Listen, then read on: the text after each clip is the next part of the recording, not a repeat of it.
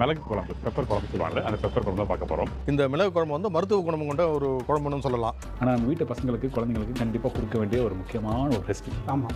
Kanchipuram catering style மிளகு குழம்பு. இதை மருந்து குழம்புன்னு சொல்லுவாங்க. இப்போது இதை எப்படி செய்யலான்றதை பார்த்துடலாமா? அதுக்கு பேனில் 2 டேபிள் ஸ்பூன் அளவுக்கு துவரம் பருப்பு, 1 டேபிள் ஸ்பூன் மிளகு, தனியா, கொஞ்சமாக வெந்தயம் சேர்த்து பொன்னிறமாக வறுத்து எடுத்துக்கணும். ஃபைனலாக கருவேப்பிலை சேர்த்து வதக்கிட்டு நல்லா ஆறுனதும் கொஞ்சமாக தண்ணி ஊற்றி கொரகொரப்பாக அரைச்சி எடுத்துக்கணும். அடுத்ததாக பேனில் 2 டேபிள் ஸ்பூன் அளவுக்கு நல்லெண்ணெய், கடுகு, வெந்தயம், துவரம்பருப்பு, வரமிளகா, கருவேப்பிலை போட்டு பொரிஞ்சதும் ஒரு சின்ன பால் சைஸ் புளியை கரைச்சி சேர்த்துட்டு 1/2 டம்ளர் அளவுக்கு தண்ணி ஊற்றி பெருங்காயம், மஞ்சள் தூள், மிளகாய் தூள், உப்பு சேர்த்து ஒரு கொதி வந்ததும் நம்ம அரைச்சி வச்சுருக்கிறத சேர்த்துட்டு நல்லா மிக்ஸ் பண்ணி விட்டுட்டு லோ ஃப்ளேமில் ஒரு 5 நிமிஷம் கொதிக்க விடணும். ரொம்ப நேரம் கொதிக்க விட்டுறாதீங்க, குழம்பு கசப்பு எடுத்துரும்.